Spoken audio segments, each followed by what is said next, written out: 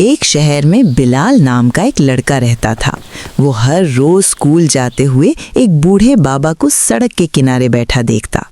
बाबा के कपड़े सादा थे और वो खामोशी से लोगों को देखते रहते।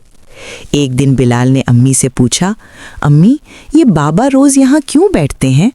अम्मी ने नरमी से कहा, बेटा, वो गरीब हैं, उनके पास काम नहीं, इसलिए लोग जो दे दें उसी से गुजारा करते हैं। बिलाल के दिल में ख्याल आया।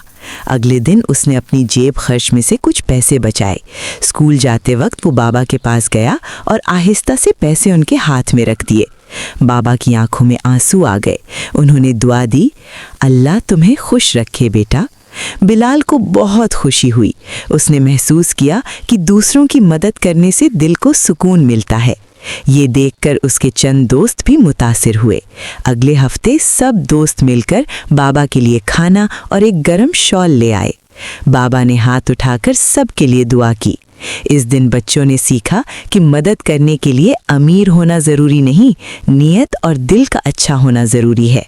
छोटी सी नेकी भी किसी की ज़िंदगी में बड़ी खुशी ला सकती है।